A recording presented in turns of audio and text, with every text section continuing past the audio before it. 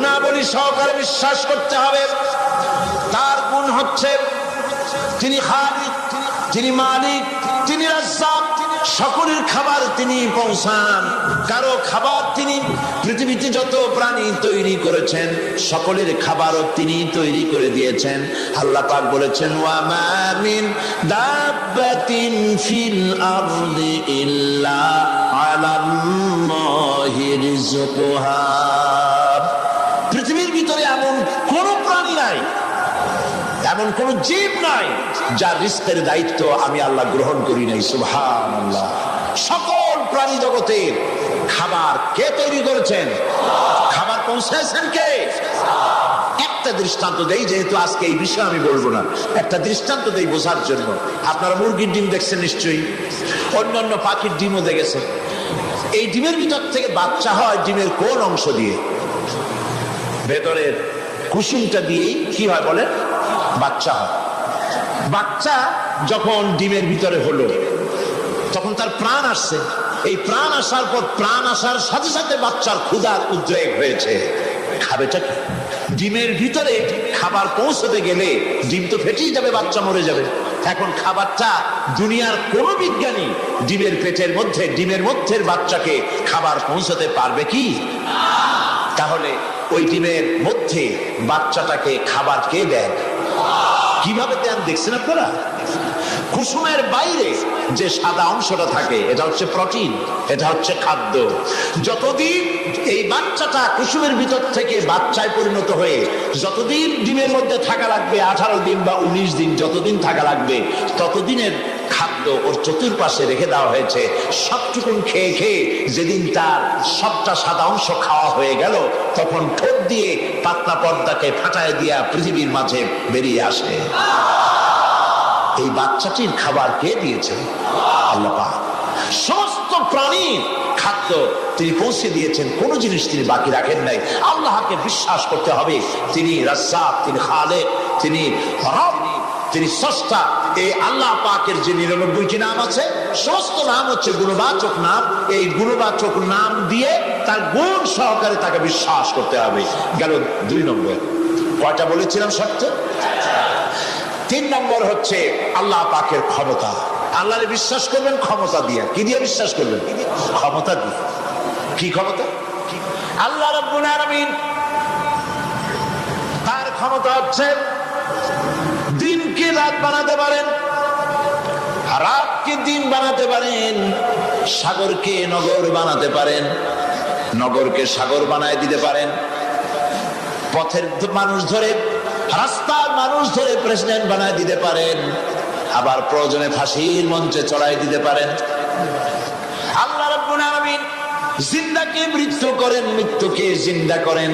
সবকিছুর ক্ষমতা। ইন্নাল্লাহা আলা কুল্লি শাইইন কাদির। সমস্ত জিনিসের উপরে ক্ষমতা রাখেন কে? জোরে বলুন। সব জিনিসের উপরে প্রচন্ড ক্ষমতার মালিক। এই ক্ষমতা অ্যাপ্লাই করার জন্য আল্লাহ রাব্বুল আলামিনের কোনো বাটন টেপা লাগে না, সেনাবাহিনী ডাকার দরকার হয় না। শুধু বলেন 2টা অক্ষর। বলেন তো কি? মাশাআল্লাহ, আপনাদের ওয়াজ শুনাইয়া মজা আছে, কারণ আপনারা বোঝেন। শুধু 2টা অক্ষর, কোন হও, সাথে সাথে হয়ে যায়। এটা 2টা ব্যাখ্যা আছে। একটা হচ্ছে যেটা আল্লাহ পাক এখনই চান সেটা কোন বলার সাথে সাথে তখনই হয়। আবার যেটা এখন চান না, কিছু পরে, সেটার জন্য কোন বলার সাথে সাথে সেটা হওয়ার প্রক্রিয়া শুরু হয়ে যায়। সুবহানাল্লাহ। বিশ্বাস রাখতে হবে, আমার জন্যে যদি কোনো বুলেট এর উপরে আমার নাম লেখা থাকে, পৃথিবীর সমস্ত মানুষ আমাকে পাহারা দিয়ে সেই বুলেট থেকে আমাকে রক্ষা করতে পারবে না। আর যদি কোনো বুলেটে আমার নাম লেখা না থাকে, সারা পৃথিবীর সমস্ত মানুষ বৃষ্টির মতো গুলি বর্ষণ করলেও একটি গুলিও আমাকে বিদ্ধ করতে পারবে না। এটার নাম হলো ঈমান। এটার নাম কি? এই ঈমান পেলাম কোথায়? কোথায় পেলাম? কোরআন শরীফে। কোথায় পেয়েছি? আল্লাহ রাব্বুল আলামিন বলেন ওয়ামা হুম বিদরিনা বিহি মিন আহাদিন ইল্লা বিইজনিল্লাহ। একথা সুস্পষ্ট আল্লাহর অনুমতি ব্যতিরেকে বান্দার কোনো ক্ষতি সাধন কেউ করতে পারে না। জোরে বলেন সুবহানাল্লাহ। কেউ কারো কোনো ক্ষতি করতে পারবে না। যেটা ক্ষতি যদি কিছু থাকে কিসমতে, ওটা তো মুকদ্দার ছিল, তকদির ছিল, সেটাই হবে, এর বাইরে কিছুই হবে না।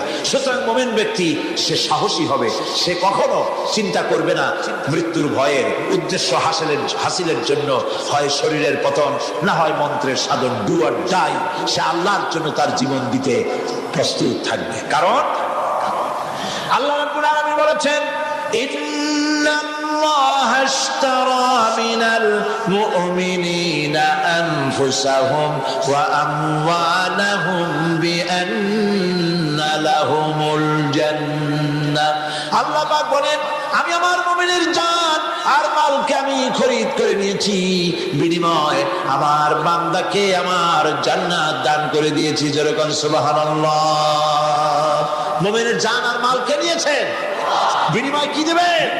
জান্নাত দান করে দিবেন। এটা হলো মুমিনদের আল্লাহর প্রতি ঈমান আনার জন্য 3 নম্বরের কোয়ালিটি। 4th নম্বরে আল্লাহর উপর ঈমান আনলে 4 নম্বরের যে ফায়দাটা, সে ফায়দা হচ্ছে আশাবাদ এবং মানসিক প্রশান্তি। আল্লাহর প্রতি একটা নির্ভরতা এবং আশার সৃষ্টি হয়ে যায়, সে কখনো নিরাশ হয় না। কারণ একটা মানুষ পাপ করলো, চুরি করেছে, ডাকাতি করেছে, জেনা করেছে, হত্যা করেছে, শয়তানি করেছে, বদমাশি করেছে, সব করেছে। এখন শয়তান তাকে ওয়াসওয়াসা দিতে পারে। সেই জন্য আল্লাহ রাব্বুল আলামিন বলেছেন, লা তাকনাতু মির রাহমাতিল্লাহ, বান্দারে আমার রহমত থেকে নিরাশ হয়ে যেও না। আল্লাহর রহমত, বান্দা তোমার গুনাহ কতটুকু? তোমার গুনাহ যদি হয় পাহাড় সমান, আমার রহমত আকাশ সমান। তোমার গুনাহ যদি হয়ে যায় আকাশ সমান, তাহলে আমার রহমত তো আমার আরশে আজিমকে ছাড়াই গেছে। সুবহানাল্লাহ, সুবহানাল্লাহ বলুন। সুতরাং মুমিন বান্দার এই আশা থাকে। গুনাহ মানুষে করেই, গুনাহ করা স্বাভাবিক। আল্লাহ পাক বলেছেন, যে ব্যক্তি গুনাহ করে আর এরপরে আমার কাছে মাফ চায়, আমি তাকে ক্ষমা করে দেই, মাফ করে দিই। সুবহানাল্লাহ। সুতরাং ইমানদার লোকদের আশা হয়, দুরারোগ্য ব্যাধি তাকে ধরেছে, সে হতাশ হবে না। মরে যাওয়ার জন্য প্রতীক্ষায় সে সময় গুনবে না, বরং তার মনের মধ্যে আশার সঞ্চার হবে, আমার রোগ আল্লাহ ভালো করে দিতে পারেন না? আমাদের জাতির পিতা কি নাম কি? হযরত ইব্রাহিম আলাইহিস সালাম। কোরআন শরীফের ভিতরে তার কথা আল্লাহ পাক কোট করে দিয়েছেন। আমাদের জাতির পিতা হযরত ইব্রাহিম আলাইহিস সালাম বলেছেন, আল্লাযী খালাকানি ফাহুয়া ইয়াহদিন। আল্লাহ তিনি আমাকে সৃষ্টি করেছেন, তিনি আমাকে রাস্তা দেখান। ওয়াল্লাযী হুয়া ইউতঈমুনি ওয়া ইয়াসকিন। আর আমি যখন ক্ষুধার্ত হই তিনি আমাকে খাওয়ান, যখন তৃষ্ণার্ত হই তিনি আমাকে পান করান। ওয়া ইযা মারিতু ফাহুয়া ইয়াশফিন। আর যখন আমি অসুস্থ হই, রোগাক্রান্ত হই, আল্লাহ রাব্বুল আলামিন তখন আমাকে রোগ মুক্ত করে দেন। সুবহানাল্লাহ। আমার রাসূল বলে, কে রোগ মুক্ত করেন? সুতরাং দীর্ঘস্থায়ী কোনো রোগ হয়েছে, মুমিন হতাশ হবে না। মুমিন হতাশ হবে না। হতাশ হয় কেবলমাত্র কাফের। হতাশ হয় কে? মুমিন কখনো হতাশ হয় না। হতাশ হয় ইমানের পরিপন্থী কাজ। আল্লাহ পাক বলেছেন, লা তাকনাতু মির রাহমাতিল্লাহ, আমার রহমত থেকে মায়ুস হয়ো না। দেখেন হযরত আইয়ুব আলাইহিস সালামের কত বড় রোগ হয়েছে, শরীর পোকায় ধরেছে, জর্জরিত হয়েছে, দুর্গন্ধ হয়েছে, গ্রামের লোকেরা তাকে বের করে দিয়েছে, স্ত্রী পুত্র পরিজন সব চলে গিয়েছে। এমনকি জিহ্বায় যখন পোকা ধরল, হযরত আইয়ুব আলাইহিস সালাম আল্লাহ রাব্বুল আলামিনের দরবারে ফরিয়াদ করলেন, আন্নী মাসসানিয়াদ-দুররু ওয়া আনতা আরহামুর রাহিমিন। আয় আল্লাহ, আমি অসুস্থ হয়ে পড়েছি, আমি রোগাক্রান্ত হয়েছি, আর তোমার নাম রহমান রহিম, তুমি আমাকে রোগমুক্ত করো। হযরত আইয়ুব আলাইহিস সালাম আল্লাহর দরবারে ফরিয়াদ করলেন, রব্বুল আলামিন সারা শরীরে পোকায় জর্জরিত হয়ে গেছে, এখন আমার জিহ্বায় পোকা ধরেছে, মাবুদ গো আমি তোমার কাছে ফরিয়াদ করি, আমার জিহ্বায় পোকা দিও না, কারণ জিহ্বাটাও যদি নষ্ট হয়ে যায় তাহলে তোমার মতো আল্লাহর জিকির আমি কি দিয়া করব। হযরত আইয়ুব আলাইহিস সালাম আল্লাহ পাকের কাছে যখন এ ধরনের ফরিয়াদ জানালেন, রব্বুল আলামিন তাকে তার রোগ মুক্ত করে দিলেন, তার স্ত্রী পুত্র সব আল্লাহ রব্বুল আলামিন ফিরাইয়া দিলেন। সুবহানাল্লাহ। সুতরাং মুমিন ব্যক্তি, কোরআন শরীফে সব আছে, কোরআনের মতো শ্রেষ্ঠ ওয়াজের কিতাব পৃথিবীতে আর শুধু বোঝার দরকার। বিপদে, যত বড় বিপদ আসুক, কোন বিপদে মুমিন ধৈর্য হারাবে না। হযরত ইয়াকুব আলাইহিস সালামের ছেলে ইউসুফ আলাইহিস সালামকে যখন তিনি হারায় ফেললেন, তিনি অধৈর্য হয়ে গেছিলেন নাকি? অধৈর্য হন নাই। কারণ আমি আমার বক্তৃতার সূচনায় বলেছি, আমরা কল্যাণ বুঝি না, অকল্যাণ বুঝি না। কোন বিপদ আসতে পরে আমরা হয়রান হয়ে যাই, কিন্তু বিপদের মধ্যে কল্যাণ আছে আমরা তা বুঝতে পারি না। কথা বুঝে আসছে? হযরত ইউসুফ আলাইহিস সালামকে কুয়ার ভিতরে ফেলে দেওয়া হলো। 11 ভাই মনে করেছে কুয়ার ভিতরে ফেলে দিয়া ইউসুফ আলাইহিস সালামকে মেরে ফেললাম, কিন্তু তারা বোঝে নাই আসল কামটা কি হয়েছে। এটা তো কুয়া নয়, এটা একটা টানেল, এটা একটা সুড়ঙ্গ। একদিকে কেনান হলো তার এক মুখ, ওই সুড়ঙ্গের এক মুখ হলো কেনানের। কেনান ইউসুফ আলাইহিস সালামকে ফেলে দেওয়া হলো কুয়ার ভিতরে মারার জন্যে, কিন্তু আল্লাহ পাকের ইচ্ছা ইউসুফ আলাইহিস সালাম মরবে না। এই টানেলের অপর প্রান্ত মিশরের সিংহাসনের টানেলের এপার দিয়া ইউসুফ আলাইহিস সালামকে ঢুকালেন, অপর প্রান্তে মিশরের সিংহাসনে ইউসুফকে আল্লাহ বসাইয়া দিলেন। হযরত ইয়াকুব ছেলের জন্য অধৈর্য হলেন না। যখন তিনি খবর পেলেন ছেলে বাঘে খেয়ে ফেলেছে, তিনি তখন বলেছেন, ফাসাবরুন জামিলুন আসাল্লাহু আইয়াতিয়ানি বিহিম জামিআ ইন্নাহু হুয়াল আলিমুল হাকীম। ফাসাবরুন জামিল, আমি উত্তম ভাবে ধৈর্য ধারণ করলাম, এবং আমি বিশ্বাস করি আল্লাহ রাব্বুল আলামিন আমার হারানো সবকিছু আমাকে ফিরাই দিবেন। বহু বছর পর যখন হযরত ইউসুফ আলাইহিস সালাম প্রেসিডেন্ট হয়েছেন মিশরের, 11 ভাই গেল সেখানে সাহায্য আনার জন্য। সেই ঘটনা তো শোনাবো না, এমনি বলে যাচ্ছি। এরপরে তিনি তাদেরকে পরিচয় দিলেন, ওরা ভয় পেয়ে গেল। তিনি বললেন, ভয়ের কোনো কারণ নাই, লা তাসরিবা আলাইকুমুল ইয়াউম, আজকে আমি কোনো প্রতিশোধ তোমাদের নেব না। সুবহানাল্লাহ। এর নাম পয়গম্বর, এর নাম কি? আল্লাহর নবী। আমি আজকে কোনো প্রতিশোধ তোমাদের নেব না, তোমরা যাও। পিতার অবস্থা তিনি জানলেন। কাঁদতে কাঁদতে পিতার চোখ দুটো নষ্ট হয়ে গেছে। ইয়াকুব আলাইহিস সালাম, হযরত ইউসুফ আলাইহিস সালাম বললেন, যাও। নিজের জামাটা খুললেন, গায়ের জামা খুলে বললেন, ভাইরা আমার, এই জামা নিয়ে যাও, আর আমার আব্বার চোখের উপরে এই জামাটা রেখে দিও। ছেলেরা যখন হযরত ইউসুফ আলাইহিস সালামের জামা নিয়ে মিশর থেকে রওনা করেছে, গল্প নয়, উপন্যাস নয়, আল্লাহ পাক এই কোরআন শরীফে সূরা ইউসুফে বলেছেন, জামা নিয়ে মিশর থেকে রওনা করেছেন। কোথায় মিশর আর কোথায় কেনান? কেনানে বসে হযরত ইয়াকুব আলাইহিস সালাম বলছেন, তোমরা যদি আমাকে মতিভ্রম পাগল যদি মনে না করো, তাহলে একটা কথা বলি, আমার নাকে এখন আমি ইউসুফের গন্ধ পেতেছি। তোমরা যদি আমাকে মতিভ্রম না করো, তাহলে আমি বলি, আমি কিন্তু ইউসুফের গন্ধ পেতেছি। সুবহানাল্লাহ। হযরত ইউসুফ আলাইহিস সালামের জামা এনে ভাইরা যখন হযরত ইউসুফের চোখের উপরে রেখে দিলেন, হযরত ইয়াকুবের দুটো চোখ সাথে সাথে আল্লাহ ভালো করে দিলেন। ফাসাবরুন জামিল, ধৈর্য ধরো।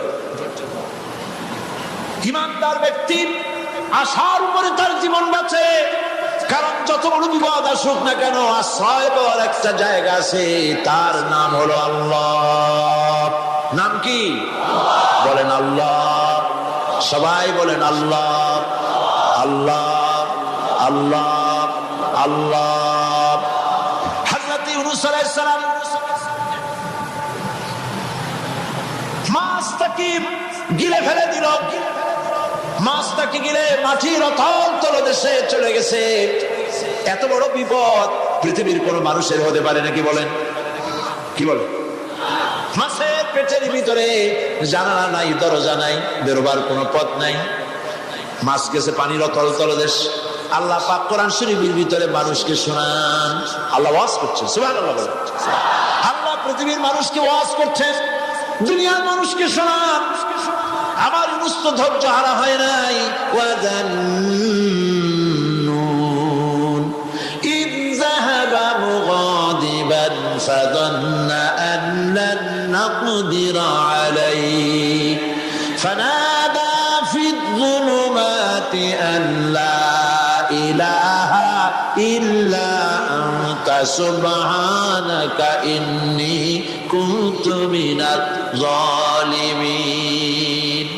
ফানাদা ফিয-যুলুমাত, জামায়ে কাসীর, ত্রিবিধ অন্ধকারের ভেতর থেকে হযরত ইউনূস আলাইহিস সালাম চিৎকার মারলেন। মাছের পেটের অন্ধকার, পানির অন্ধকার, রাতের অন্ধকার, ত্রিবিধ অন্ধকারের ভেতর দিয়ে মাছের পেটের মধ্য দিয়ে ইউনূস আলাইহিস সালাম চিৎকার মারলেন। অধৈর্য হন নাই, হার্ট ফেল করেন।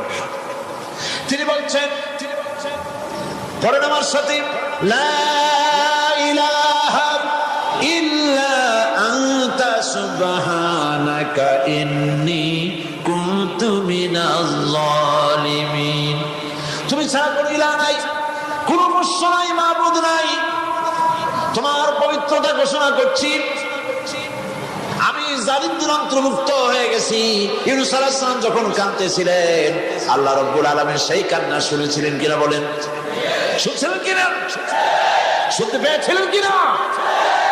পানির ভিতরে কেউ শোনে নাই, মাছের পেটের ভিতরে ইউনূস আলাইহিস সালাম কিভাবে চিৎকার করছেন, মাছের পেটের ভিতরের আওয়াজ পানির ভিতরে কেউ শোনে নাই, জমিনের কেউ শোনে নাই, অন্তরিক্ষে কেউ শোনে নাই, সাত আকাশের ভিতরে কেউ শোনে নাই, কিন্তু আরশে আজিমের মালিক আল্লাহ রাব্বুল আলামিন শুনতে পেয়েছেন। সঙ্গে সঙ্গে রাব্বুল আলামিন জবাব দিলেন, ফাস্তাজাবনা লাহু ওয়া নাজ্জাইনাহু মিনাল গাম্মি ওয়া কাযালিকা নুনজিল মুমিনিন।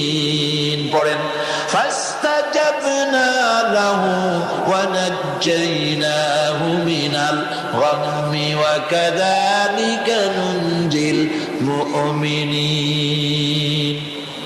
আমি ইউনূসের ডাকের জবাব দিলাম। কে বলতেছেন? বড় করে বলেন, কে বলছে? আল্লাহ। সুবহানাল্লাহ। আপনারা কি ভয় পাইছেন?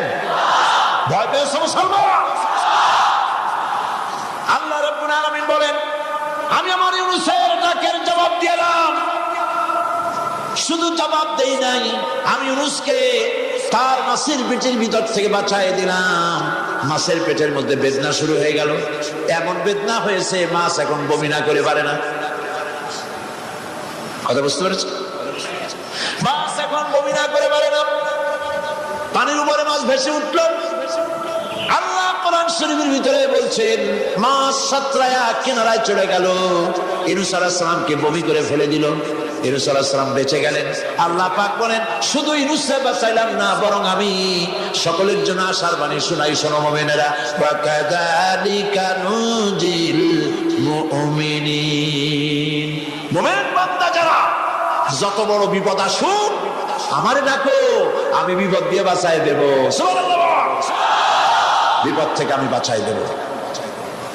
আল্লাহ পাক বলেছেন, ফাইন্না মাআল উসরি ইউসরান, ইন্না মাআল উসরি ইউসরা। জেনে রাখো, দুঃখ এবং কষ্টের পরে রয়েছে সুযোগ সুবিধা, আর অসচ্ছলতার সাথে রয়েছে উদার সচ্ছলতা। যত বড় বিপদ আসছে, এই বিপদের পরে আল্লাহ পাক তার গোলামদের উপরে রহমত নাজিল করবেন ইনশাআল্লাহ। সুতরাং ঈমানদার লোকেরা, তাদেরকে আল্লাহ পাক বলছেন, কোনো ভয় নাই, কোনো চিন্তা নাই, যত বড় বিপদে পড়ো আমারে ডাকো, আমি ডাকের সাড়া দিয়ে দেব। সবাই আল্লাহরে ডাকেন, সুবহানাল্লাহ ওয়ালহামদুলিল্লাহ লা ইলাহা ইল্লাল্লাহ। জোরে পড়েন, সুবহানাল্লাহ ওয়ালহামদুলিল্লাহ লা ইলাহা ইল্লাল্লাহ, সুবহানাল্লাহ ওয়ালহামদুলিল্লাহ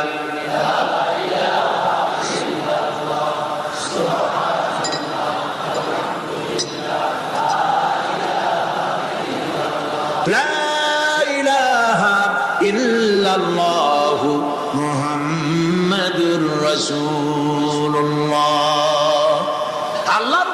আনলে যত ফায়দা হয় এত ফায়দা দুনিয়ায় কোথাও নাই। সুবহানাল্লাহ। আল্লাহর উপর ঈমান আনার ৫ম নম্বরের ফায়দা কয়টা বলছি? 5টা বলছি। আপনাদের অসুবিধা হচ্ছে নাকি? তাড়াতাড়ি শেষ করতেছি। 6টা বলবো। এ হলো ৫ম নম্বর। তারপর আমরা দোয়া করব। দোয়ার দরকার আছে কিনা এই সময়? ৫ম নম্বরে আল্লাহর উপরে ঈমান আনলে পরে আরেকটি বড় ফায়দা, সেটা হলো কঠিন এবং কঠোর বিপদে আল্লাহ পাক তার মধ্যে অবিচলতার এবং ধৈর্য ধরার তৌফিক দিয়ে দেন। সুবহানাল্লাহ। যত বড় বিপদ আসুক, সেই বিপদে মুসিবতে আল্লাহ পাক মুমিনদেরকে আল্লাহর উপরে নির্ভরতা শিখায় দেন। সুবহানাল্লাহ। কারণ মুমিনদের জানা আছে যে ঈমানদারদের বিপদ নতুন কিছু না, একেবারে আদম আলাইহিস সালাম থেকে শুরু হয়ে আসছে, ঠিক কিনা? আদম আলাইহিস সালামের বিপদ হয় নাই? আদম আলাইহিস সালামের বিপদ কি? শয়তান। তার বিপদ কি? শয়তান ছিল বিপদ। প্রত্যেক নবীর সময় মানুষের নবীদের কষ্ট দিয়েছে, তাই নাই? বিশ্বকবি ইকবাল বলেছেন, সতীজা কা রহা হ্যায় अज़ल से ताइम रोज, सतीजा का रहा है अज़ल से ताइम रोज, चरागे मुस्तफा भी से शरारे बुलहबीस। আগমন কাল থেকে শুরু করে মুহাম্মদ সাল্লাল্লাহু আলাইহি ওয়াসাল্লামের চিরাগকে, নূরকে, ঈমানকে, ইসলামকে নিভায়ে দেওয়ার জন্য আবু জাহেলের গোষ্ঠীরা চিরকাল চেষ্টা করেছে। চেষ্টা কর্পূরের মতো উড়ে গেছে, মুহাম্মদ সাল্লাল্লাহু আলাইহি ওয়াসাল্লামের চিরাগ টিম টিম করে জ্বলতে রয়েছে। আল্লাহ পাক বলছেন, ইউরিদুনা লিইউতফিউ নূরাল্লাহি বিআফওয়াহিহিম ওয়াল্লাহু মুতিম্মু নূরিহি ওয়ালাউ কারিহাল কাফিরুন। ওরা চায় মুখের ফু দিয়া, কারা? কাফেরেরা। ইসলাম সহ্য করতে পারে না যারা, ওরা চায় মুখের ফু দিয়া আমার আলোটাকে নির্বাপিত করে দেবে। আল্লাহ পাক বলেন, ওয়াল্লাহু মুতিম্মু নূরি, আমি আমার নূরকে পূর্ণতা দান করব, তাতে কাফির বেঈমানদের মনের ভিতরে যত জ্বালা হোক, যন্ত্রণা হোক, ওদের কলজা যত পুরুক, ইসলাম তার বিজয় পতাকা নিয়ে উঠবে, কেউ ঠেকাতে পারবে না। আল্লাহ রাব্বুল আলামিন, আল্লাহ পাক বলছেন, ওয়া কাযালিকা জাআলনা লিকুল্লি নাবিয়্যিন আদুওয়াম মিনাল মুজরিমিন। আর এমনি করে আমি সকল নবীর শত্রু বানিয়েছি, সব পাপিষ্ঠ অপরাধ প্রবণ লোকদের। শুনছেন কথা? শোনেন নাই? আল্লাহ পাক বলছেন, দুনিয়ার সব নবীদের তাদের জন্য আমি শত্রু বানাইছি। কাদেরকে? যারা সবথেকে বেশি পাপিষ্ঠ, অপরাধ প্রবণ। এরা হচ্ছে নবীর দুশমন। এরা সব দুশমনি করে, আর দেশের আলেমদের সাথে দুশমনি করে সবচাইতে বড় পাপিষ্ঠ। এটা কোরআন। এটা কি? কোরআন। জোরে বলেন, এটা কি? আল্লাহ রাব্বুল আলামিন বলছেন, ওয়া কাযালিকা জাআলনা লিকুল্লি নাবিয়্যিন আদুওয়াম মিনাল মুজরিমিন। সব পাপীরা, পাপিষ্ঠরা আমার দ্বীনের দাওয়াত যারা দেয় তাদেরকে জীবনের দুশমন মনে করে। কেন?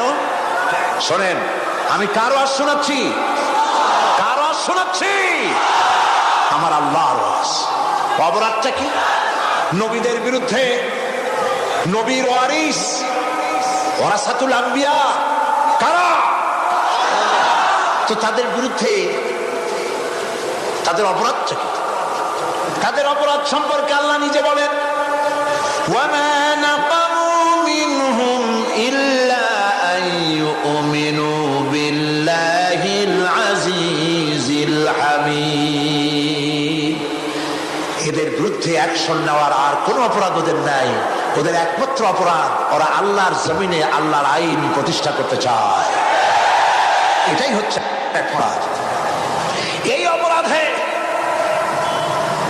এই অপরাধে নবীদের শাস্তি হয়েছে, নবীরা মার খেয়েছেন, সাহাবা ইকরাম মার খেয়েছেন। আমরা তো সাহাবা ইকরামের জুতার ধুলার সমান নই, সুতরাং এগুলি আমাদের পাওনা। এই রক্তের বিনিময়, জীবনের বিনিময় আল্লাহ পাক তার দ্বীনকে প্রতিষ্ঠা করবেন ইনশাআল্লাহ। হযরত খাব্বাব, বুখারী শুনুন, বুখারীর হাদিস। আমি কোনো কথা বানিয়ে বলি না, আমি লেখাপড়া করি, পড়াশোনা করি, চোখে দেখি, তারপরে কথা বলার চেষ্টা করি। বাজে গপ্প কিস্সা কাহিনী বলার অভ্যাস আমার কোনো কালে ছিল না, নাই।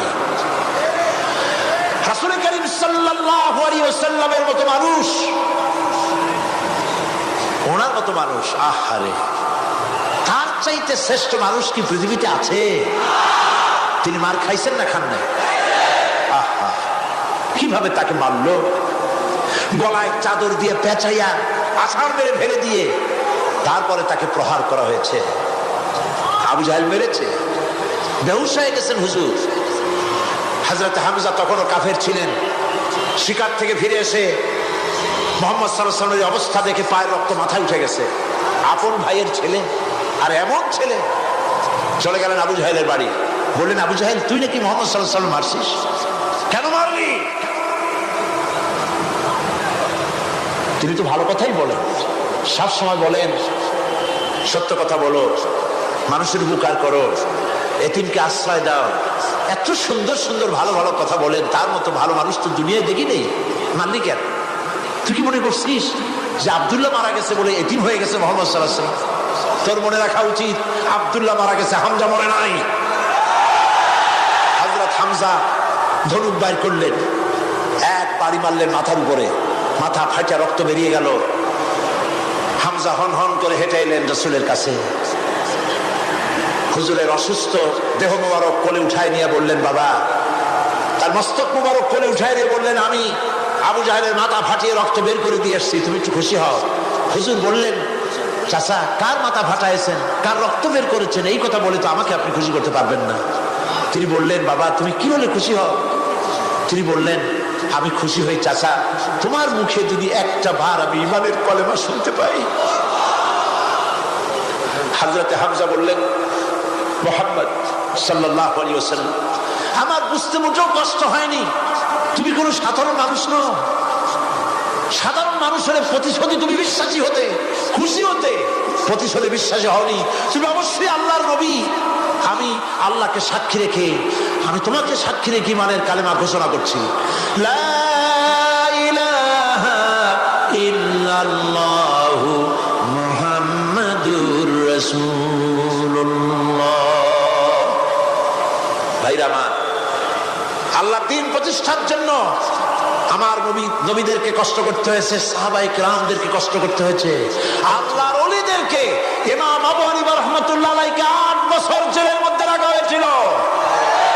ইমাম আহমদ বিন হাম্বলকে চাবুক মেরে মেরে গায়ের কষ্ট আর চামড়া তুলে ফেলে দেওয়া হয়েছিল। তারপরেও তারা বাতিলের সামনে মাথা নত করে নাই। এর নাম হচ্ছে ইসলাম। এর নাম কি?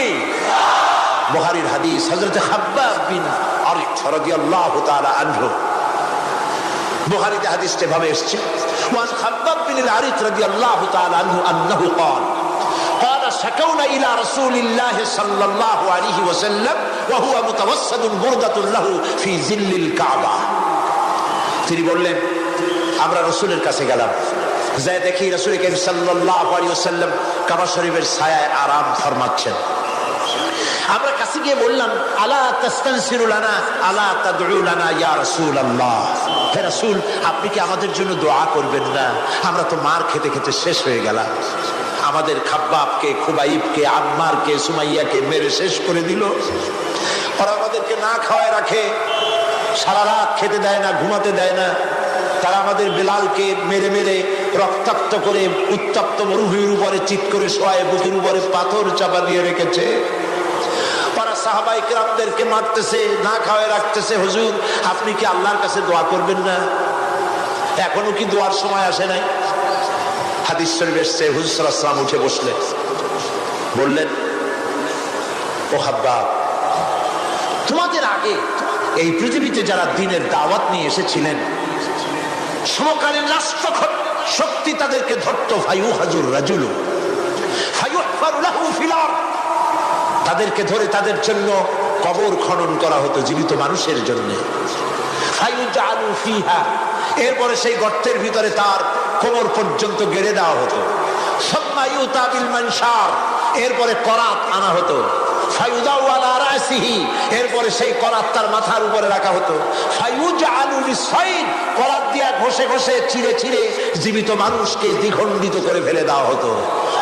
মা ইয়াসুদ্দুহু যালিকা আন দীনিহি, এত কষ্ট দেওয়ার পর আল্লাহর গোলামদেরকে এক চুল জায়গা দিন থেকে সরায় দেওয়া যায় নাই। ওয়াল্লাহি ওয়াল্লাহি ও খাব্বাব, আমি আল্লাহর নামে কসম করি, লাইতামান্নাল্লাহু হাযাল আমরা হাত্তা ইয়াসিরু রাকিবু মিন সানআ ইলা হাদরামাউত। আমি আমার আল্লাহর নামে কসম করি। কে কসম করছে? সুবহানাল্লাহ বলবেন না?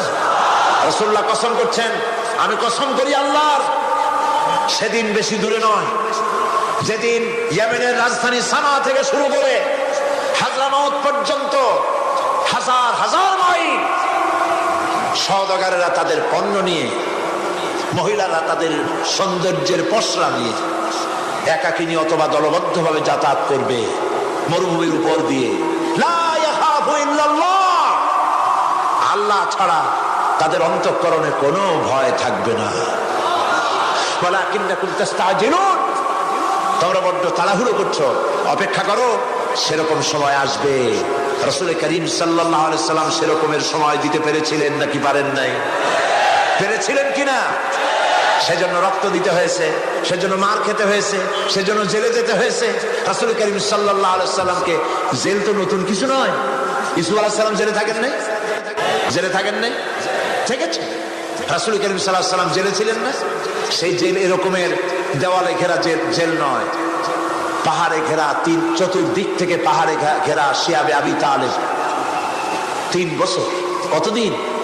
টানা 3 বছর রাসূল, তার সাহাবী, তাদের স্ত্রীরা, বাচ্চা বাচ্চা ছেলেপেলেরা 3 বছরের মধ্যে সরকার ঘোষণা করেছে এদের সঙ্গে কথা বলবে না, বাজার ঘাটে যেতে পারবে না, কেনা বেচা করতে পারবে না, সামাজিক বয়কট, সামাজিকভাবে বয়কট করে রেখেছে। সাথে যা ছিল খাবারগুলি শেষ হয়ে গেছে, তারপরে উট ছিল, ভেড়া ছিল, খাইয়ে শেষ হয়ে গেছে। এরপরে যখন কিছু নাই, উটের চামড়া ভিজায়া ভিজায়া, শুকনা চামড়া ভিজায় খেয়েছে। যুবকেরা ক্ষুধার যন্ত্রণায় বাবলা গাছের পাতাগুলি চাবায় খাইতে গিয়া কাটা ফুটে জিহ্বা থেকে রক্ত পড়েছে। বাচ্চা ছেলেপেলেগুলি মায়ের বুকে দুধ পায় নাই, না পায়া বাচ্চারা চিৎকার করে উঠেছে। এই চিৎকার, ক্ষুধার জ্বালার এই চিৎকারের আওয়াজ শুনে কাফেরেরা চতুর্দিকে অট্ট হাসিতে ফেটে পড়েছে। সুতরাং জেল জুলুম মুসলমানদের জন্য, আলেমদের জন্য, পীর বুজুর্গদের জন্য নতুন কিছু নয়। এই অত্যাচারের পরেই আল্লাহ পাকের দ্বীন কায়েম হয়েছিল মদিনায়। রাসূলুল্লাহ বলেছিলেন, খায়রুল কুরুনি কারনি, সর্বশ্রেষ্ঠ যুগ আমার যুগ। বন্ধুগণ, আল্লাহর উপর ঈমান আনলে মানুষের ভিতরে এ ধরনের অবিচলতা আসে, বিপদে ধৈর্য ধরার হিম্মত পয়দা হয়ে যায়। সুবহানাল্লাহ বলো। মুসা আলাইহিস সালাম কে? মুসা আলাইহিস সালাম কোরআন ওয়াজ করতেছে। সুবহানাল্লাহ বলে। গল্প করতেছি না কোরআন শোনাচ্ছি? গল্প করতেছি না হাদিস শোনাচ্ছি? আল্লাহ রাব্বুল আলামিন বলেন, ফিরআউন মুসা আলাইহিস সালামকে চতুর্দিক থেকে, 3 দিক থেকে ঘেরাও করেছে। একদিকে দরিয়া, 3 দিকে ফিরআউনের সৈন্যরা। কোরআন শরীফে ঘটনা এভাবে তুলতেছে, ফালাম্মা তারাআল জামআন ক্বালা আসহাবু মূসা ইন্না লামুদরাকুন। মুসা আলাইহিস সালামের সাথীরা বলছেন, হে মুসা, আমরা তো পাকড়াও হয়ে গেছি, পালাবার কোনো পথ নাই, মরছি। মুসা আলাইহিস সালাম ভয় পাইছিলেন নাকি? ঈমান কারে বলে? হযরত মুসা আলাইহিস সালাম বললেন, কাল্লা ইন্না মা'য়া রাব্বী সায়াহদিন। নিশ্চয় নয়, অবশ্যই নয়, রব্বী সায়াহদিন, আমার প্রভু অবশ্যই, সিন দিয়ে বোঝানো হচ্ছে অবশ্যই আমার রব আমার জন্য রাস্তা করে দেবেন। এর নাম ঈমান। সুবহানাল্লাহ বলেন। এর নাম ঈমান। চতুর্দিক থেকে বিপদ ঘনীভূত, বেরোবার কোন রাস্তা নাই। ওর মধ্য দিয়ে ওমাইয়াত্তাকিল্লাহা ইয়াজআল লাহু মাখরাজা, কোন রাস্তা নাই, চতুর্দিকে অন্ধকার। এরপরে যদি বান্দা আমার উপরে ভয় করে, আমাকে ভালোবাসে, আমাকে ভয় করে, সবর ইখতিয়ার করে, অন্ধকারের ভেতর থেকে নিশ্চিদ্র অন্ধকারের ভেতর দিয়ে আলোর রশ্মি বের করে মুমিনদের যাওয়ার জন্য রাস্তা করে দেব। মুসা আলাইহিস সালাম বললেন, ভয় পাইও না, আল্লাহ আমাদের পথ তৈরি করে দিবেন। আল্লাহ রাব্বুল আলামিন হযরত মুসা আলাইহিস সালামকে বললেন, হাতের লাঠি দিয়া দরিয়ার উপরে আঘাত করো। মুসা আলাইহিস সালাম আঘাত করলেন। রাস্তা দরকার ছিল একটা। মুসা আলাইহিস সালামের এক আঘাতে রব্বুল আলামিন দরিয়ার ভিতরে মুসা আলাইহিস সালাম এবং তার সাথী সঙ্গীদের পারাপারের জন্য 12টা রাস্তা পয়দা করে দিলেন। গল্প না কোরআন। রাস্তা তৈরি হয়ে গেল 12টা, সব পার হয়ে গেল। ফেরাউন তার দলবল নিয়ে আসছে। আল্লাহ রাব্বুল আলামিন বলেন, ওয়া আনজাইনা মূসা ওয়া মান মাআহু আজমাইন সুম্মা আগরাকনাল আখারিন। মূসা আলাইহিস সালামকে পার করলাম, পিছনে যারা আসতেছিল, কারা আসতেছিল? ফেরাউন। ফেরাউন আসছে তার দলবল নিয়ে। আসে রাস্তা দেখিয়া মনে করছে ওর বাজানের তৈরি করে রাস্তা, দলবল নিয়ে নামছে। দরিয়ার মাঝখানে এলো, আল্লাহ পাক অর্ডার করলেন কুল, ব্যাস রাস্তা বন্ধ হয়ে গেল। রাস্তা কি হয়ে গেল? শুরু হয়ে গেল চুবড়ি। পানির ভিতরে চুবড়ি খাচ্ছে, নিচে যায়, উপরে ওঠে। পানি খাইতে খাইতে পেট পোটকা মাছের মতো এরকম মোটা হয়ে গেছে। ডুবে ডুবে সব করছে। এখন ফেরাউন একা, কেউ নাই। ফেরাউন একা। ফেরাউন পানির ভিতরে চুবড়ি খেতে খেতে তুমানের ভিতর থেকে নাক একটু জাগায় আর বলে, আমানতু আন্নাহু লা ইলাহা ইল্লাল্লাযী আমানাত বিহি বানু ইসরাঈল। ও আল্লাহ, তুমি ছাড়া কোনো ইলাহ নাই। আমি ঈমান আনলাম ওই আল্লাহর উপরে। বনি ইসরাঈল ঈমান আনছে যার উপরে। কাজী বনি ইসরাঈলদের পার করে দিয়েছো, আমারও পার করো। আল্লাহ তুমি রক্ষা করো। আমি তো মুসলমান। ওয়া আনা মিনাল মুসলিমিন। আমি তো মুসলমান, কলেমা পড়লাম, তারপরে যুবক কেন? আল্লাহ রাব্বুল আলামিন বলেন, আল আন, এখন ওয়াকাদ আসাইতা ক্বাবলু ওয়া কুনতা মিনাল মুফসিদিন। এখন ঈমান আনতেছো, আর এর পূর্বে আমার দিন যারা জমিনে প্রতিষ্ঠিত করতে চেয়েছে তাদেরকে জেল দিয়েছো, জুলুম করেছো, অত্যাচার করেছো। আজ তোমাকে ছাড়বো না। তোমাকে শুধু মারবই না, আলিয়াউমা নুনাজ্জিকা বিবাদানিক, আলিয়াউমা নুনাজ্জিকা বিবাদানিক। আমি তোরে শুধু মারবই না। কে বলতেছেন? জোরে বলেন, কে বলতেছেন? আমি তোরে শুধু মারবই না, আলিয়াউমা নুনাজ্জিকা বিবাদানিক, আমি তোর শরীরটারে বাঁচায় দেব। তোর শরীর পানিতে পচবে না, পোকায় খাবে না, মাটিতে পচাবে না। তোরে আমি শুটকি বানায় রাখবো কিয়ামত পর্যন্ত। দুনিয়ায় যত ফেরাউন আর ফেরাউনের বাচ্চারা আসে, তোরে দেখে যেন তারা ইতিহাস স্মরণ করে। আল্লাহ রাব্বুল আলামিন কোরআনে কারীমের মধ্যে পরিষ্কার করে মানুষদেরকে বুঝায় দিয়েছেন, আল্লাহর উপর ঈমান আনলে পরে তার হিম্মত বেড়ে যায়, মনের বল বেড়ে যায়। সুবহানাল্লাহ। হযরত রাসূল করিম সাল্লাল্লাহু আলাইহি ওয়াসাল্লাম কাফের বেঈমানেরা চতুর্দিক থেকে বাড়ি ঘেরাও করে রেখেছে, পালাবার কোনো পথ নাই। ঘুমেছিলেন তিনি। জিবরাইল এসে বলেন, ইয়া রাসূলুল্লাহ, ঘুমের থেকে জাগুন, আল্লাহ আপনাকে সালাম বলেছেন আর আপনাকে হিজরত করার জন্য মদিনায় আল্লাহর অর্ডার করেছেন। বাড়ির চতুর্দিকে কাফেররা তরবারি নিয়ে দাঁড়ানো। নবীজি ঘুমের থেকে জেগে হযরত আলীকে ডেকে বলেন, আলী, আমার বিছানায় আমার মুড়ি দিয়া ঘুমায় থাকো। আল্লাহ আমাকে অর্ডার করেছেন, আমি মদিনায় চললাম। হযরত আলী হুজুরের দিকে তাকায় বলেন, ইয়া রাসূলুল্লাহ, আপনার বিছানায় আপনার চাদর মুড়ি দিয়ে আমি ঘুমায় থাকবো। সকালবেলায় কাফের বেঈমানেরা এই ঘরের মধ্যে প্রবেশ করে আপনার কম্বলের নিচে আমারে দেখে তারা মোহাম্মদ মনে করে আমারই তারা কেটে কেটে টুকরা টুকরা করে দেবে। আমার কোনো আপত্তি নাই, কোনো ভয় নাই, কোনো চিন্তা নাই, কোনো দুঃখ নাই, বরং আমার মনের মধ্যে এটাই তৃপ্তি হবে যে আমি আলীর জীবনের বিনিময়ে আল্লাহ নবী দুনিয়ায় বেঁচে থাকছেন। নবীজি ঘরের থেকে বেরোলেন, চতুর্দিকে দেখেন কাফের বেঈমানেরা দাঁড়ানো, শত শত কাফের, হাতে তরবারি। হুজুর সাল্লাল্লাহু আলাইহি ওয়াসাল্লাম এক মুষ্টি বালু হাতে নিলেন, এক মুঠো বালু হাতে নিয়ে ফু দিয়া বালুগুলো ছেড়ে দিলেন। ঘরের চতুর্দিকে যত কাফের ছিল সবগুলির চোখের মধ্যে বালি ঢুকে গেছে। চোখের মধ্যে যদি বালি ঢোকে তাহলে কি মজা লাগে না? দুই হাত দিয়া সমানে ঘষা শুরু করছে কাফেরেরা, দুই চোখ আঙ্গুল দিয়া ঘষাঘষি করছে। এই ফাঁক দিয়া নবীজি বেরিয়ে গেলেন, একটা কাফেরও দেখে নাই নবী কোথায় গেলে। আল্লাহ পাক পরবর্তী সময়ে নবীজিকে শোনায় দিলেন, ওয়ামা রামাইতা ইয রামাইতা ওয়ালাকিন্নাল্লাহ রামা। নবী, আপনি নিক্ষেপ করেন নাই যখন আপনি নিক্ষেপ করছিলেন, আপনি তো শুধু ধুলাগুলো ধরে এমনি ছাড়ছেন। ঘরের চতুর্দিকে সমস্ত কাফেরদের চোখে বালি পৌঁছে দেওয়ার দায়িত্ব আমার কুদরত গ্রহণ করেছিল। নবীজি হযরত আবু বকরের বাড়িতে এলেন, দরজায় দাঁড়িয়ে নক করেছেন, ভেতর থেকে আওয়াজ এলো। হুজুর বললেন, ইয়া আবু বকর।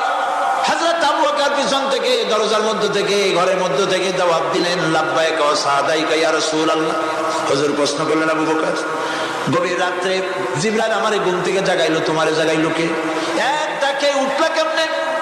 হযরত আবু বকর বলেন, ইয়া রাসূলুল্লাহ, আপনি আমারে নিয়ে হিজরত করবেন বলেছিলেন, আমি চিন্তা করেছি না জানি কত রাত্রে নবীজি আসেন, আর আমার দরজায় দাঁড়ায়া নবীজি আমারে ডাকবেন, আমি থাকবো শুয়া, বেয়াদবি হয়ে যাবে।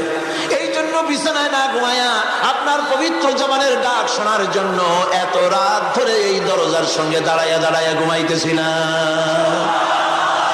নবীজি হযরত আবু বকর রাদিয়াল্লাহু তাআলা আনহুকে সঙ্গে করে নিয়া মদিনার পথ পরিহার করে মেসফালার মধ্য দিয়ে যারা হজে গেছেন দেখে আসছেন, মেসফালা জাবালে কেদোয়া, মেসফালার উপর দিয়া জাবালে কেদোয়ার উপর দিয়া আরো একটা পাহাড় পাড়ি দিয়া জাবালে সুরে চলে গেলেন। সন্ধ্যা হয়ে গেল, ফজর হয়ে কি বলেন ফজরে রক্ত হয়ে গেল। হযরত আবু বকর বলেন, ইয়া রাসূলুল্লাহ, পালাবার উপায় নাই, ধরা পড়ে যাব, তাড়াতাড়ি চলেন গুহার মধ্যে ঢুকি। তবে পাহাড়ে গুহা, সাপ থাকতে পারে, বিচ্ছু থাকতে পারে, আমি আগে ঢুকি, কোনো বিপদ হয় আমার উপরে হয়ে যাক, আল্লাহর নবী সুস্থ থাকুন।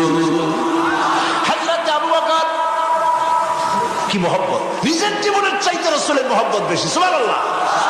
এই জন্য নবীজি বলেছেন, ও আমার সাহাবীরা, तमाम পৃথিবীর সমস্ত মুমিনের ঈমান যদি এক পাল্লায় রাখা হয় আর একা আবু বকরের ঈমানটা যদি আর এক পাল্লায় রাখা হয়, তোমরা দেখতে পাবে तमाम পৃথিবীর মুমিনের ঈমানের তুলনায় একা আবু বকরের ঈমানের পাল্লাটা ভারী হয়ে গেছে। হযরত আবু বকর গুহা সাফ করে হুজুরকে ডাকলেন, হুজুর ভিতরে ঢুকলেন, বলেন, আবু বকর, সারা রাতের একটা বিরাট অংশ হাঁটছি, পাহাড় বেয়েছি, কষ্ট হয়েছে, তুমি একটু বসো, তোমার উরুর উপরে মাথা রেখে আমি একটু ঘুমায় যাই। হুজুর ঘুমায় গেলেন। হযরত আবু বকর লক্ষ্য করলেন গুহার গায়ে অনেকগুলি ছিদ্র, এই ছিদ্র দিয়া বড় বড় সাপ বেরোতে পারে, বিচ্ছু বেরোতে পারে, পাহাড়ে কি বেরোয় ভয় পেলেন তিনি। তিনি জামা ছিঁড়ে ছিঁড়ে, চাদর ছিঁড়ে ছিঁড়ে গর্তগুলি বন্ধ করতে লাগলেন। একটা কয়েকটা গর্ত বন্ধ করা গেল না, কাপড় শেষ। এবার তিনি নিজের পা দিয়া গর্ত বন্ধ করে বসে আছেন। বিষধর এক সাপ বহু চেষ্টা করেছে বেরোবার, কোন পথ না পেয়ে ছিদ্র পথে বেরিয়ে এসে হযরত আবু বকরের পায়ের উপরে দংশন করেছে। হযরত আবু বকর বিষের যন্ত্রণায় চোখ দিয়ে পানি পড়ছে, চোখের পানি দেখে রাসূলুল্লাহ ঘুম ভেঙে গেল। ঘুম ভেঙে হুজুর দেখেন হযরত আবু বকরের চোখে পানি। হযরত রাসূল জিজ্ঞেস করেন, আবু বকর কাঁদো কেন? বাড়ির কথা মনে পড়লো নাকি? বউ বাচ্চার কথা মনে পড়লো নাকি? কাঁদো কেন? হযরত আবু বকর বলেন, ইয়া রাসূলুল্লাহ, যেই দিনকার কালেমা পড়ে ঈমান এনেছি, সেদিন থেকে আমার জীবন, আমার স্ত্রী, পুত্র পরিজনের চাইতে আমার জীবনের চাইতে আপনাকে বেশি ভালোবাসি। হুজুর বলেন, কাঁদো কেন? হযরত আবু বকর সাপের দংশনের কথা বললেন, যন্ত্রণায় কাঁদতেছি। হুজুর মুখ থেকে একটুখানি থুতু মোবারক বার করে দংশিত জায়গায় লাগাই দিলেন, যন্ত্রণা বন্ধ হয়ে গেল। হযরত রাসূল বলেন, আবু বকর যখনই দংশন করেছিল আমার উঠাও নাই কেন? তোমারটা তো কষ্ট করা লাগতো না। হযরত আবু বকর বলেন, ইয়া রাসূলুল্লাহ, সাপের বিষের দংশনের যন্ত্রণায় কষ্ট করেছি, আমার কলিজাটা যদি জ্বলে পুড়ে জর্জরিত হয়ে যেত। রাসূলুল্লাহ আরাম ফরমাচ্ছিলেন, আমি সেই আরামে বিঘ্ন ঘটাতে পারতাম না। ইত্তাবসারে কাফির বেঈমানেরা খুঁজতে খুঁজতে বুখারী শরীফের হাদিসে এসেছে, ওই গুহার কাছে এসে গেছে। এখন কেউ বলে একজন বলে এরই মধ্যে আছে, আর একজন বলে নাই। একজন বলে যদি থাকতো তাহলে উপরে মাকড়াসার জাল কেমনে, কবুতরে ডিম পাড়িয়ে সেখানে বসে আছে কেমনে? একজন বলে আছে, আর একজন বলে নাই। হযরত আবু বকর বলেন, হুজুর ভয় পেয়ে গেছি, আমরা তো ধরা পড়ে যাব। হযরত আবু বকর রীতিমতো ভয়তে কেঁদে ফেলে দিলেন। আল্লাহর নবী হযরত আবু বকরকে এই বিরাট বিপদের মধ্যে, এমন গুহা, বসতে পরে মাথা দেখা যায়, শুয়ে হাঁটু উঁচু করলে হাঁটু দেখা যায়, স্বল্প পরিসর, অগভীর, ছোট্ট গুহা, আমরা ধরা পড়ে গেছি, উপায় নাই। আল্লাহর নবী হযরত আবু বকরকে কি বলে সান্ত্বনা দিয়েছিলেন, কোরআন শরীফে আল্লাহ পাক তা উঠায় দিয়েছেন। ইযহুমা ফিল গার ইয ইয়াকুলু লিসাহিবিহি লা তাহজান ইন্নাল্লাহা মা'ানা। ও আমার সাথী, ভয় পেও না, আমরা মাইনরিটি নই, আমরাই মেজরিটি, কারণ আল্লাহ রাব্বুল আলামিন আমাদের সাথে আছেন। এই পৃথিবীর বুকে যারা আরামে টাটকা সুখগুলি, আরামগুলি যারা বর্জন করে আল্লাহ রাব্বুল আলামিনকে বিশ্বাস করে যারা জীবন পরিচালনা করেছে, আল্লাহ পাক তাদের জন্য জান্নাত রেখেছেন এবং তাদের জন্য বলছেন, সাবিকু ইলা মাগফিরাতিন মির রাব্বিকুম ওয়া জান্নাতিন আরদুহা কা'আরদিস সামাই ওয়াল আরদ উইদ্দাত লিল্লাযীনা আমানু বিল্লাহি ওয়া রাসূলিহি। আল্লাহ পাক বলেন, প্রতিযোগিতা করো আল্লাহর মাগফিরাত কামনার জন্য আর জান্নাতে যাওয়ার জন্য প্রতিযোগিতা করো, আল্লাহর রহমত পাওয়ার জন্য সৎ কাজের প্রতিযোগিতা করো, তাহলে আল্লাহ রাব্বুল আলামিন তোমাদেরকে ক্ষমা করবেন আর তোমাদের জন্য এমন জান্নাত দিবেন যেই জান্নাত আকাশের বিশালতার, জমিনের বিশালতার মতো। এই বিরাট জান্নাত তোমাদেরকে দিবেন। এই জান্নাত চিরস্থায়ী সুখ এবং শান্তি জায়গা হবে। মাসালুল জান্নাতিল্লাতী উইদাল মুত্তাকুন ফিহা আনহারুম মিন মাইন গায়রি আসিনিন ওয়া আনহারুম মিন লাবানিন লাম ইয়াতাগায়্যার তা'আমুহু। আল্লাহ পাক বলছেন, জান্নাত আল্লাহ পাক ওয়াদা করেছেন মুত্তাকিদের জন্য। আল্লাহ পাক জান্নাত দিবেন, যে জান্নাতের ভিতরে রয়েছে মধুর প্রস্রবণ, রয়েছে দুধের প্রস্রবণ, রয়েছে সেখানে স্বচ্ছ পানীয় পানির প্রস্রবণ রয়েছে। এই সুন্দর জান্নাত, ঝর্ণা ধারা আল্লাহ পাক সৃষ্টি করেছেন, বাগ বাগিচা দিয়ে ভরে রেখেছেন জান্নাত। সেই জান্নাতে জান্নাত হবে এয়ার কন্ডিশন, রোদ্রের তাপ হবে না সেখানে, রোদ্রের খরতাপ হবে না সেখানে, ঠান্ডার প্রচন্ডতা থাকবে না। কিরকম হবে জায়গাটা? আল্লাহ পাক বলছেন, মুত্তাকিনা আলাল আরাইকি লা ইয়ারাউনা ফিহা শামসান ওয়ালা জামহারিরা ওয়া দানিয়াতান আলাইহিম যিলালুহা ওয়া দুল্লিলাত কুতুফুহা তাদলিলা। আল্লাহ পাক এমন জান্নাত রেখেছেন, সেই আল্লাহ পাক সেই জান্নাতের ভিতরে জান্নাতীরা ঠেস লাগায়া মুখোমুখি অবস্থায় তারা সেখানে বসবে, আর জান্নাতীদের মনের মধ্যে কোনো দুঃখ থাকবে না, পেরেশানি থাকবে না। পৃথিবীতে মানুষের দুঃখ থাকে, পেরেশানি থাকে, সেখানে কোনো দুঃখ আর পেরেশানি থাকবে না।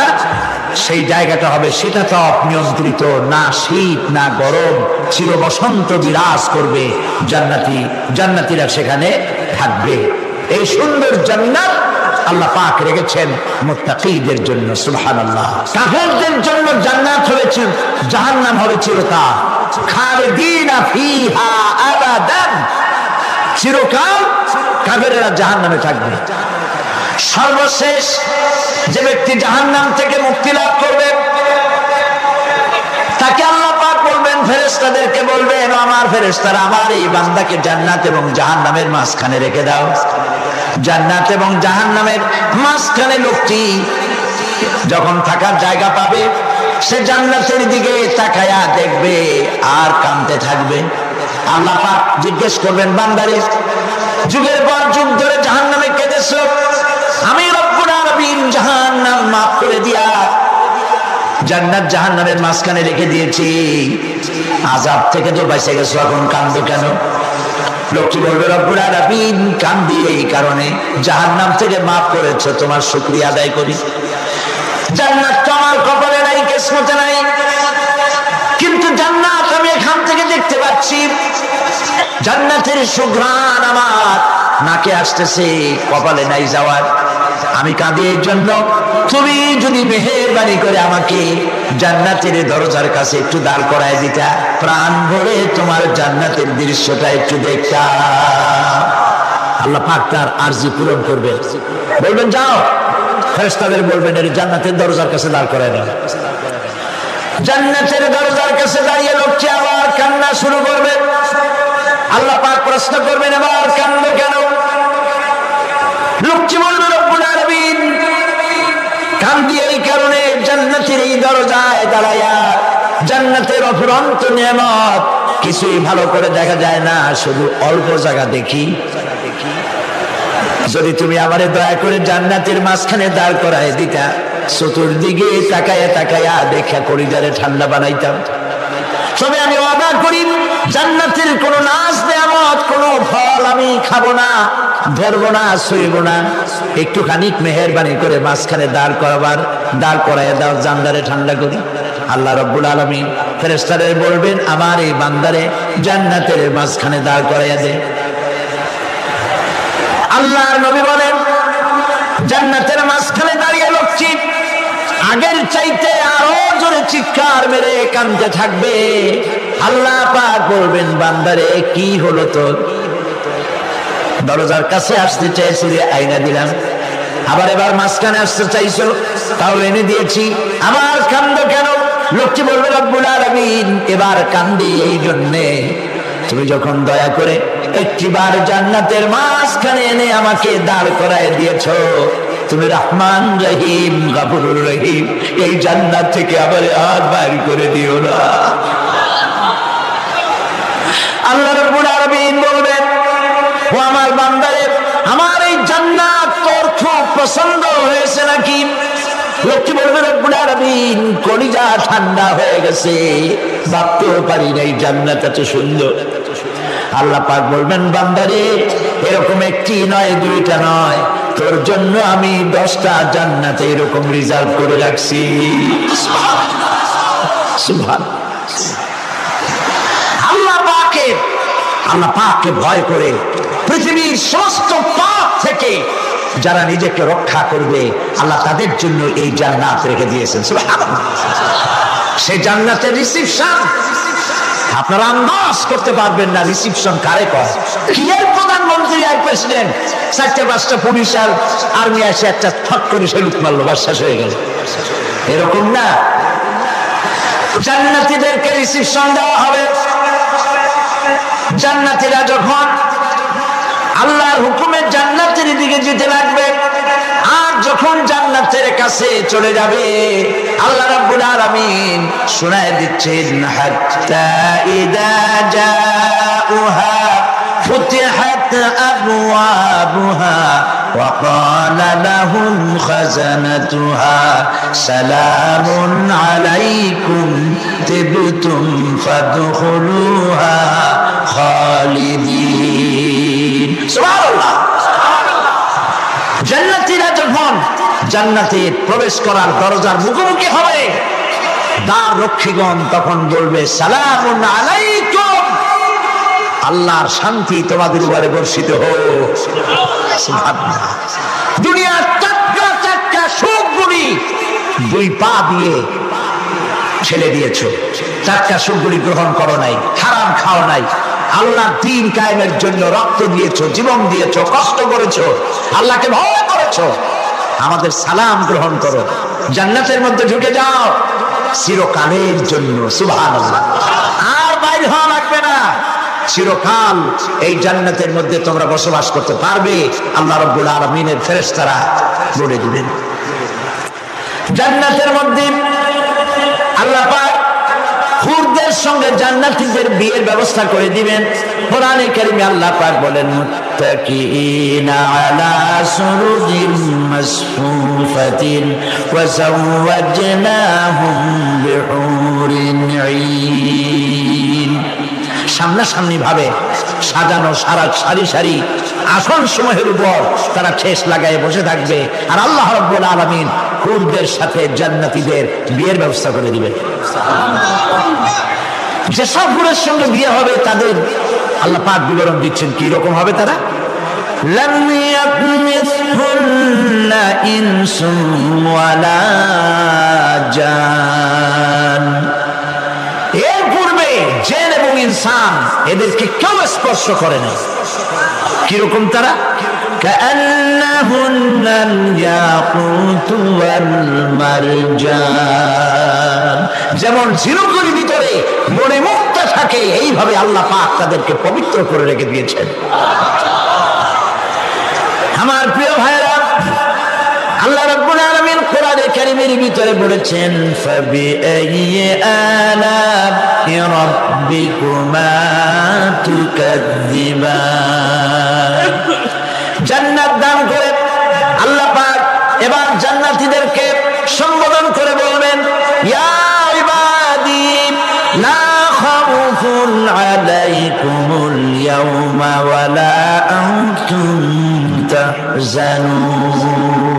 হে আমার বান্দারা, লা খাউফুন আলাইকুমুল ইয়াওম, আজ আর কোনো ভয় নাই। সুবহানাল্লাহ, সুবহানাল্লাহ। আজ আর কোনো ভয় নাই, কোনো চিন্তাও নাই, আরামে এই জান্নাতের মধ্যে বসবাস করো। এরপরে আল্লাহ পাক জিজ্ঞেস করবেন ও আমার জান্নাতীরা, আমি যেসব ওয়াদা করছিলাম আমার ওয়াদা মোতাবেক সমস্ত নিয়ামত পেয়েছো? তারা বলবে হ্যাঁ পেয়েছি, সব নিয়ামত আপনার ওয়াদা মোতাবেক সব পেয়েছি। আল্লাহ রাব্বুল আলামিন বলবেন সব পাও নাই, ওয়ালাদাইনা মাজিদ, আমার কাছে আরো বেশি আছে। সুবহানাল্লাহ, আমার কাছে আরো বেশি আছে। জান্নাতীরা বুঝবে না সে আরো বেশিটা কি, এর থেকে আর বেশি কি। প্রিয় ভাই সব, নবী করিম সাল্লাল্লাহু আলাইহি সাল্লাম বলেছেন জান্নাতের সুখ আর শান্তি কোন চোখ নাই যা দেখেছে, যা কোন অন্তঃকরণ নাই যা কল্পনা করতে পেরেছে। এই জান্নাত মুত্তাকিদের জন্য আল্লাহ রাখছেন। সুবহানাল্লাহ। জান্নাতীরা ভাবতেও পারবে না সেই নিয়ামতগুলি কি। প্রিয় ভাই সব, সেই মুহূর্তে আল্লাহর নবী মুহাম্মদুর রাসূলুল্লাহ সাল্লাল্লাহু আলাইহি ওয়াসাল্লাম বলবেন রব্বুল আলামিন, আমার উম্মতেরা জান্নাতীরা বুঝতে পারে নাই আপনার কাছে কি নিয়ামত আরো বেশি আছে। আমার এই উম্মতেরা জান্নাতীরা আপনার ওয়াদা মোতাবেক সব পেয়েছে, কিন্তু একটি জিনিস এখনো তাদের কিসমতে হয় নাই। সে জিনিসটা হলো যারা তার রবকে না দেখে শুধু কোরআন আর হাদিসের কথা শুনে আরবের ঘুম হারাম করে তাহাজ্জুদের নামাজ আদায় করেছিল, চোখের পানি ফেলেছিল। যারা জান্নাত দেখে নাই, জাহান্নাম দেখে নাই, আপনাকে ভয় করে যারা জীবন পরিচালনা করেছিল, যারা আপনাকে দেখে নাই, না দেখে শুধু কোরআন হাদিস বিশ্বাস করে যারা অকাতরে নিজেদের জীবন বিলায় দিয়েছিল, এই জান্নাতীরা এখন পর্যন্ত তার রবকে দেখতে পারে নাই। আল্লাহ রাব্বুল আলামিন তার সামনে থেকে 70,000 পর্দা সরে যাবে। আল্লাহ পাক বান্দাদের আরজি পুরা করার জন্য জান্নাতীদের সামনে তিনি জালোয়া ফরজ হবে। কোরআন শরীফের ভিতরে আল্লাহ পাক বলেন জান্নাতীরা তারা আল্লাহর দিকে, জান্নাতীরা তার রবের দিকে তাকিয়ে থাকবে, আর রব তার বান্দাদের দিকে তাকায়া থাকবে। প্রাণ ভরে জান্নাতীরা রবকে দেখবে, সুবহানাল্লাহ, আল্লাহ পাককে দেখবে। প্রাণ খুলে আজ দোয়া করি রব্বুল আলামিন জান্নাতের যেই পরিবেশে যেই জায়গায় তুমি দয়া করে তোমার গোলামদেরকে তুমি নিজেই দর্শন দিবে, দেখা দিবে। মনিব গো, ও আমাদের রব, আজ এই বিশাল জনসমুদ্র নিয়ে তোমার দরবারে আবেগ ভরা কণ্ঠে বলি, যে অনুষ্ঠানটি তুমি এমন মুবারক অনুষ্ঠান করবে যেখানে তুমি জান্নাতীদেরকে দেখা দিবে, ওই জান্নাতের কোনো একটি, ওই অনুষ্ঠানের কোনো একটি কোনায় কানায় আমাদেরকেও দাঁড় করাইয়া দেখার তো।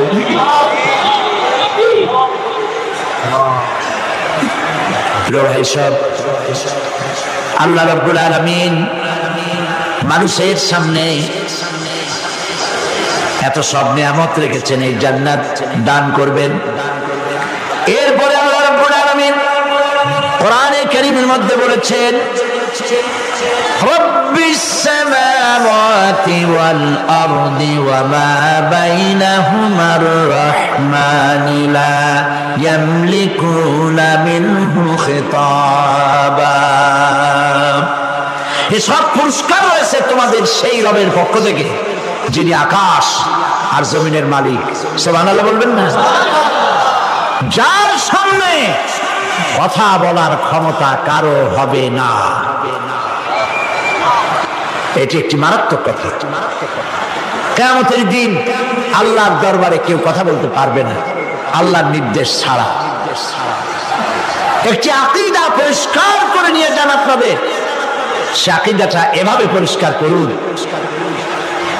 কোন পীর সাহেব, কোন খাজা বাবা, কোন মাওলানা, কোন মুহাদ্দিস, কোন বুজুর্গ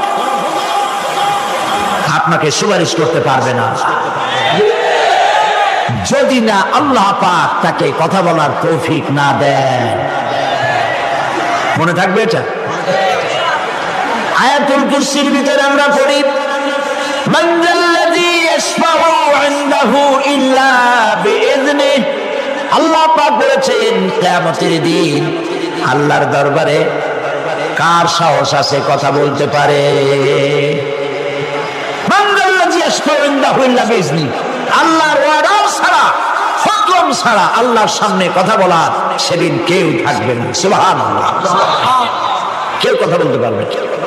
সুপারিশ করতে হবে আল্লাহ যারে বলেন তুমি করো, অমুকের জন্য করো, সেই ব্যক্তি শুধু তার জন্যই করতে পারবে, আর কেউ কথা বলতে পারবে না। সেই কঠিন হাসরের ময়দান যেদিন শুধুমাত্র আল্লাহ পাক কথা বলবেন, আর যারে বলতে বলবেন সেই কেবলমাত্র বলতে পারবে। সুপারিশ এটি আল্লাহ পাক কিয়ামতে পারমিশন দিয়ে বলা যাবে। হযরত ইব্রাহিম আলাইহিস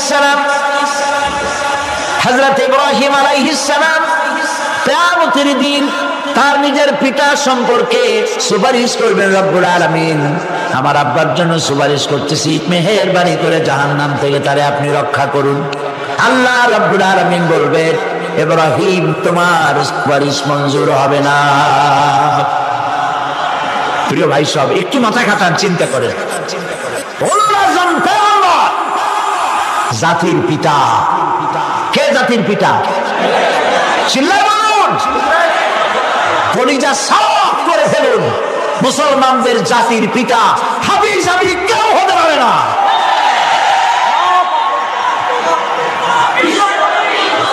মিল্লাতা আবিকুম ইব্রাহিম। ইব্রাহিম আলাইহিস সালাম এই মিল্লাতের পিতা। সুবহানাল্লাহ। হযরত ইব্রাহিম আলাইহিস সালাম কিয়ামতের দিন বলবেন আল্লাহ আমার আব্বার জন্য সুপারিশ করছি। আল্লাহ পাক বলবেন মঞ্জুর হবে না। আসর তোমার পিতা হতে পারে, কিন্তু আমার খলিলকে আগুনে ফেলার জন্য নমরুদকে সে সহযোগিতা করেছে, আমি তোমার পিতাকে ক্ষমা করব না। নবী করিম সাল্লাল্লাহু আলাইহি সাল্লামকে সাহাবায়ে কেরাম জিজ্ঞেস করেছেন, হে রাসূল, আপনার আব্বা এবং আম্মার অবস্থা কি হবে?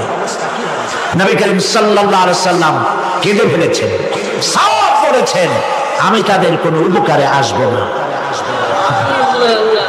আল্লাহু আকবার। আপনি মনে করছেন নাকি যে ইয়া নবী সালাম আলাইকা বলি অমনি নবী সুপারিশ পাবেন? এত সহজ। কতগুলা রসগোল্লা খাইলেন আর বড় একটা মিছিল করলেন আর অমনি চলে যাবেন? পৃথিবীর সব মানুষ, সাহাবায়ে কেরাম বাদ দেন, পৃথিবীর সমস্ত মানুষ একত্রিত হয়ে আবু তালেব রাসূলুল্লাহকে যে ভালোবেসেছেন, ওর 1000 ভাগের 1 ভাগও সারা দুনিয়ার মানুষ রাসূলুল্লাহকে ভালোবাসতে পারবে? পারবে? নিজের ছেলে আলীকে, আলী রাদিয়াল্লাহু তাআলা আনহুকে আলাদা বিছানায় শোয়াইয়া, ছোট্ট মানুষ হযরত আলী আলাদা জায়গায় রাখিয়া মুহাম্মদ রাসূলুল্লাহ সাল্লাল্লাহু আলাইহি সাল্লাম এতিম মানুষ তারে কলিজার সাথে বুকের মধ্যে আশ্রয় দিয়ে আগলে রেখেছেন বুক করে। সেই আবু তালেব মৃত্যুর সময় নবী করিম সাল্লাল্লাহু আলাইহি সাল্লাম বলেছিলেন, চাচা একটি বার আমার কানে তাওহীদের কালেমা শোনায় দেন। আবু তালেব তার কিসমতে ছিল না কালেমা। মরে যাওয়ার পর একজন সাহাবী বলেছিলেন, ইয়া রাসূলুল্লাহ, মৃত্যুর সময় আবু তালেবের মুখ আমি নড়তে দেখেছি, তিনি কালেমা পড়েছেন সম্ভবত। রাসূলুল্লাহ সাহেব বলেছেন, আমি শুনি নাই। এত ভালোবাসার পরেও হাদিস শরীফে এসেছে আবু তালেব জাহান্নামে যাবে। কোথায় যাবে? জাহান্নামে। সবচাইতে কম আযাব হবে কার? আবু তালেবের। কম আযাবটা কি? হাদিস শরীফে এসেছে কম আযাব হলো জাহান্নামের আগুন দিয়ে এক জোড়া জুতা তৈরি করে আবু তালেবের পায়ে পরিয়ে দেওয়া হবে। সেই জাহান্নামের আগুনের তৈরি করা জুতার তাপে আবু তালেবের মাথার ঘিলুগুলো টকবক করে বউ পড়তে লাগবে। এত ভালোবেসে যদি কিয়ামতুল পায় না হয়, আপনি ইয়া নবী সালাম আলাইকা, ইয়া রাসূল সালাম আলাইকা, আর কতগুলো জিলাপি খাইলেন, বড় একটা মিছিল করলেন। প্রিয় ভাই সব, এইসব বেদাত ছাড়ুন, এগুলি সুস্পষ্ট বিদাত।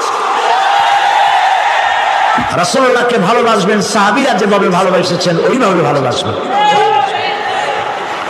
আল্লাহ রাব্বুল আলামিন বলেন, যালিকাল ইয়াউমুল হক ফামান শাআ আত্তাখাযা ইলা রাব্বিহি মাআবা। এই দিনটি অবশ্যই আসবে, সেদিনটি নিশ্চিতভাবে আসবে। আর এখন যার ইচ্ছা সে তার রবের দিকে অগ্রসর হোক। ইন্না আনজারনাকুম আযাবান করিবান ইয়াওমা ইয়ানজুরুল মার'উ মা কদ্দামাত ইয়াদাহু ওয়া ইয়াকুলুল কাফিরু ইয়া লাইতানি কুনতু তুরাবা। ইন্না আনজারনাকুম আযাবান করিবা, খুব নিকটবর্তী একটি আযাব সম্পর্কে আমি তোমাদেরকে সতর্ক করে দিলাম। কে বলতেছেন? আল্লাহ পাক। লক্ষ্য করুন আল্লাহ কি বলছেন, খুব নিকটবর্তী একটি কঠিন শাস্তি, আযাব অর্থাৎ কিয়ামত, এ সম্পর্কে আমি তোমাদেরকে সতর্ক করে দিলাম।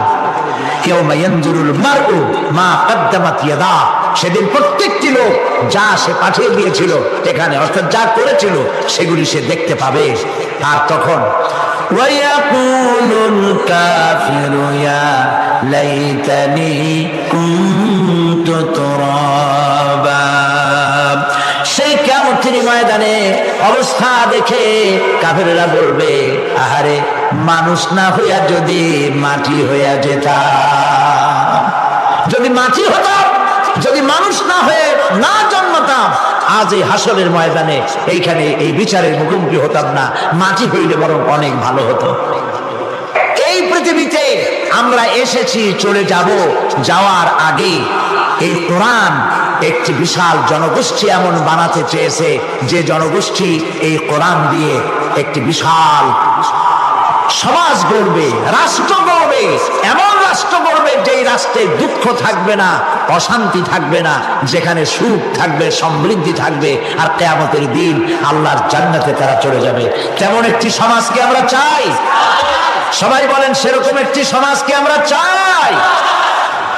প্রিয় ভাই সব, কিয়ামতের দিন আমরা যেতে চাই জান্নাতে। কোথায় যেতে চাই বলেন? জোরে বলেন। এই জান্নাতে যাওয়ার জন্য দুইটা কাজ করতে হবে। কয়টা কাজ? আল্লাহ রাব্বুল আলামিন বলেন, ফামান কানা ইয়ারজু লিকাআ রাব্বিহি ফালইয়ামাল আমালান সালিহান ওয়া লা ইউশরিক বিইবাদাতি রাব্বিহি আহাদা। আল্লাহ পাক বলেন, যে বাজারা আমার সঙ্গে দেখা করতে চায় কিয়ামতে, দুইটা কাজ করা লাগবে। বলেন কয়টা কাজ? একটা হলো নেক আমল। কি আমল বলেন? নেক আমল। নেক আমল কারে বলে? নেক আমল করতে হলে আবার দুইটা শর্ত লাগে। এক নম্বরে কাজটা করতে হবে আল্লাহরে খুশি করার জন্য। কারে খুশি করার জন্য? একটা মাদ্রাসা বানাইছি যাতে লোকেরা বলে যে বড় একটা মাদ্রাসা বানাইছে, এই জন্য মাদ্রাসা বানাবেন, মসজিদ বানাবেন, হসপিটাল বানাবেন, যা কিছু করেন নিয়ত হবে আল্লাহকে খুশি করা। নিয়ত হবে কারে খুশি করা? আল্লাহ পাককে খুশি করা। এই হলো নেক আমলের প্রথম শর্ত। কাজ হবে আল্লাহকে খুশি করার জন্য। দুই নম্বরে কাজটি হতে হবে সুন্নতে নববী সাল্লাল্লাহু আলাইহি ওয়াসাল্লামের উপরে। মনে রাখবে, দাড়ি রাখবো। কেন রাখবো? রাসূলের সুন্নাত। রাখবো কারে খুশি করার জন্য? আল্লাহকে খুশি করার জন্য। রাখবো কার মতো? রবীন্দ্রনাথের মতো, কার্ল মার্কসের মতো, কবির মতো নয়। রাখতে হবে কার মতো? নবীর মতো। বুঝে নেন, কাজটা হতে হবে আল্লাহকে খুশি করার জন্য। দুই নম্বরে কাজটা হতে হবে সুন্নতে নববী সাল্লাল্লাহু আলাইহি ওয়াসাল্লামের উপরে হতে হবে। তাহলে এই হলো এক নম্বর। জান্নাতে যাওয়ার জন্য, আল্লাহর সাথে দেখা করার জন্য এক নম্বরের কাজ হলো নেক আমল। বলেন এক নম্বরের কাজ কি? দুই নম্বরের কাজ ওয়ালা ইউশরিক বিইবাদাতি রাব্বিহি আহাদা। আল্লাহ রাব্বুল আলামিনের ইবাদতের সাথে কাউকে শরীক স্থাপন করা যাবে না।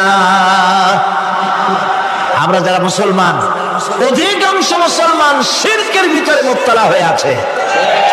বিশ্বাস করেন কিনা বলেন?